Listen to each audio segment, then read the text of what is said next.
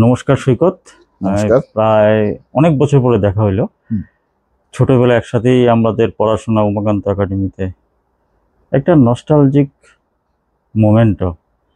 তো কিছুদিন আগে তুমি আগরতলা এলে, তো ছেলের উপনয়নের জন্য। বেসিক্যালি তো এই জন্যই তুমি আগরতলা এলে। এক্স্যাক্টলি। এইবারের ভিজিটটাই এই বছরের ভিজিটটার মেইন পারপাস ছেলের উপনয়ন, সামার ভ্যাকেশনে।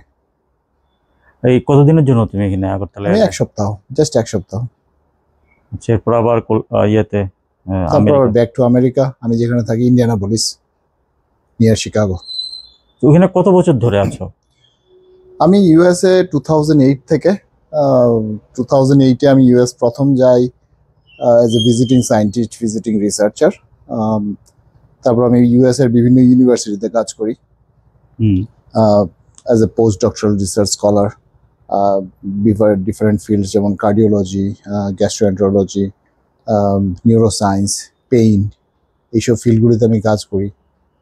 বিভিন্ন ইন্টারন্যাশনাল জার্নালে পাবলিশ করি আমার কাজগুলি। অলমোস্ট 2008 থেকে 2018 আমি ডিফারেন্ট ইউনিভার্সিটিতে কাজ করি, ইনক্লুডিং হার্ভার্ড মেডিকেল স্কুল। বস্টনের হার্ভার্ড মেডিকেল স্কুলে আমি গ্যাস্ট্রোএন্টারোলজি ডিপার্টমেন্টে ছিলাম প্রায় 2 বছর। আমার ইন্ডাস্ট্রিয়াল রিসার্চ শুরু হয় 2018-এ নোভার্টিস জিন থেরাপির থ্রুতে। মানে প্রথম যেটা 2008 থেকে, যেটা ইউনিভার্সিটি আমেরিকান মেডিকেল, মানে আমেরিকান সরকারের। হ্যাঁ, আমি ধরো আমার যে প্রথম যাত্রা শুরু আমেরিকাতে, সেগুলি হয় আমেরিকা থেকে national institute of health, NIH huge amount of টাকা ইনভেস্ট করে ডিফারেন্ট রিসার্চ ইনস্টিটিউটগুলিতে, যেমন ইন্ডিয়াতে DBT, DST.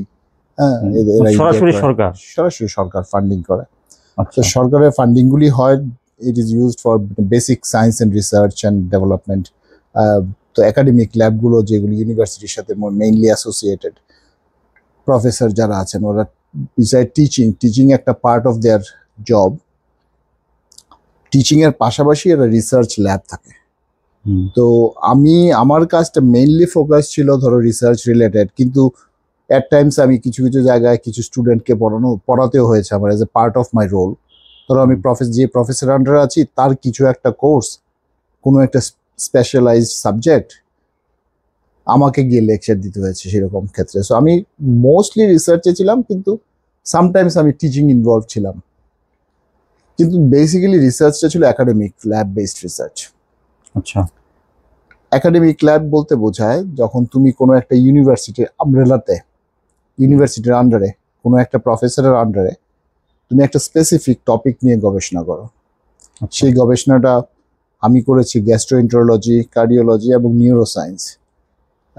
Neuroscience with respect to pain, আমাদের ব্যথা বেদনা যেগুলি ফিল হয় এগুলিকে যেন কি করে কমানো যায়, বা পেইন উপলব্ধিটাকে কি করে কম করা যায়।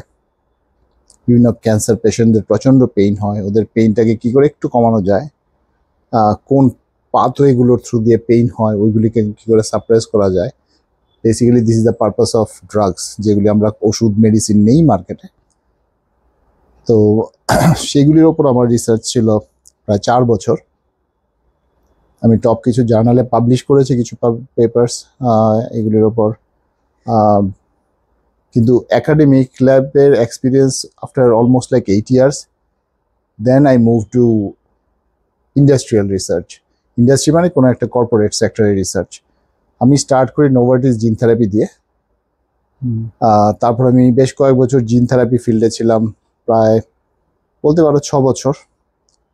এখন আমি অ্যানিম্যাল ফার্মাসিউটিক্যালসে আছি, animal pet health, pet care. Pet health বলতে আমি বোঝাচ্ছি মানে companion animals like dogs, cats, একটা হিউজ মার্কেট। এদের আর্থ্রাইটিস হয়, এদের ক্যান্সার হয়, এদের ডার্মাটাইটিস হয়, স্কিন ডিজিজ হয়। তো এদেরও কিন্তু মার্কেটটা হিউজ, নট লাইক হিউম্যান।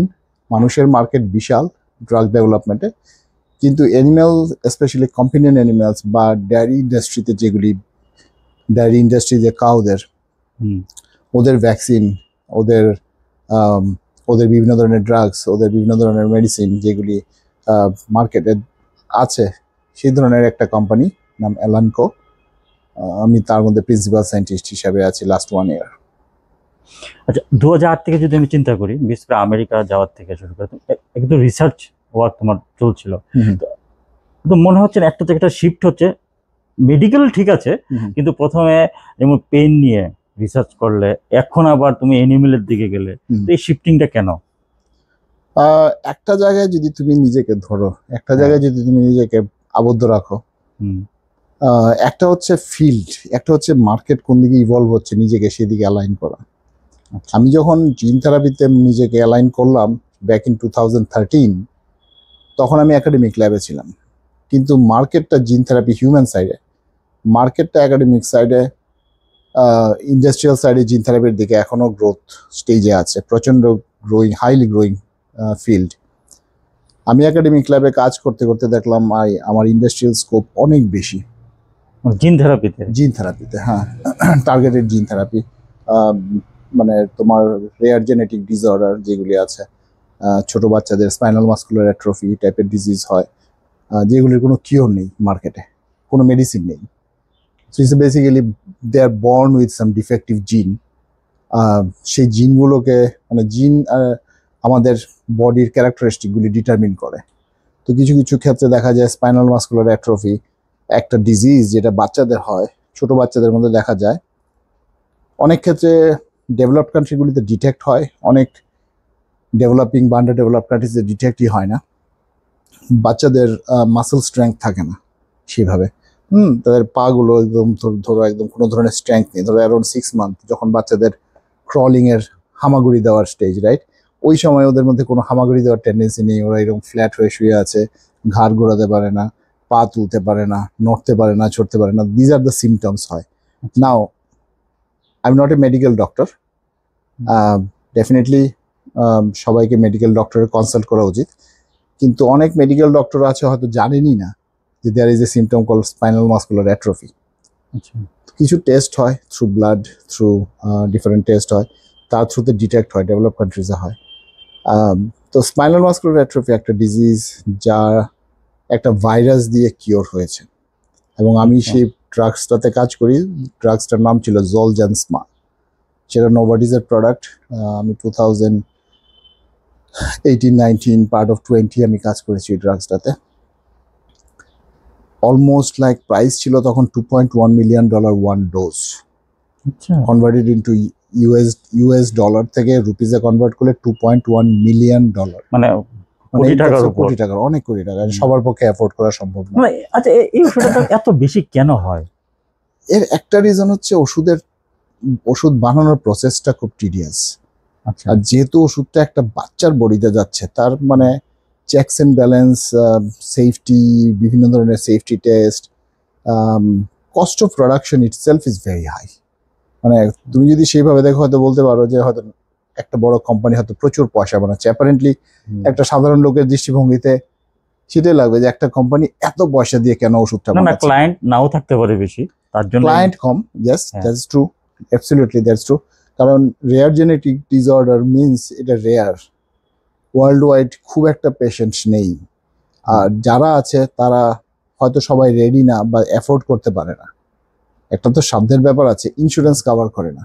হ্যাঁ, তো ওই যে ব্যাপারগুলি আছে, ওই ব্যাপারগুলি প্লাস এক একটা ডোজ বানাতে, এক একটা ব্যাচ বানাতে যে খরচ, যে পরিমাণ চেকস অ্যান্ড ব্যালেন্স দিতে হবে, মানে প্রোডাকশন কস্ট যা হয়, মার্কেটে একটা ড্রাগস যখন আসে, প্রোডাকশন থেকে মার্কেটে রিলিজ স্টেজে আসে, before that it goes to different checks and balance, অনেক কিছু, কোয়ালিটি কন্ট্রোল, এর সেফটি, এর এফিকেসি, বিভিন্ন ধরনের টেস্ট হয়।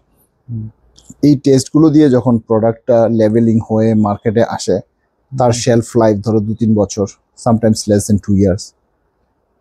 তো এই প্রোডাক্টটার দাম অনেক বেশি। আর যখন কোনো কোম্পানি একটা ওষুধ বানায়, তার ইন্টেলেকচুয়াল প্রপার্টি একটা সার্টেন সময় পর্যন্ত থাকে, তখন ওরা চায় ওই উইন্ডোটাতে যতটুকু পয়সা বানানো যায়। সো ওই দ্যাটস দ্য অনলি রিজন যার কারণে ওষুধটার দাম অনেক বেশি ছিল। বাট রিমার্কেবলি এই ওষুধটার এফেক্ট এত মানে সিগনিফিকেন্টলি ফাস্ট, একটা বেবি যার স্পাইনাল মাসকুলার অ্যাট্রফি আছে একটা প্রোটিনের ডেফিসিয়েন্সির কারণে, একটা জিন সাইলেন্সের কারণে, একটা জিনের এক্সপ্রেশনের অভাবে একটা প্রোটিনের প্রোডাকশন কমে যায়, এবং সেই প্রোটিনটার প্রোডাকশন কমে যাওয়ায় বাচ্চাগুলির মাসেলসে কোনো স্ট্রেংথ থাকে না। সো এই ভাইরাস দিয়ে যে জিনটাকে ফিক্স করা হয়, যে প্রোটিনটাকে বানানো হয় বডিতে artificially, within couple of weeks দেখা গেছে বাচ্চাগুলি হামাগুড়ি দিচ্ছে, উইদিন 6 মান্থ দেখা যাচ্ছে বাচ্চাগুলি হাঁটছে। So that is the remarkable একটা প্রোগ্রেস যেটা আমরা দেখতে পেয়েছি।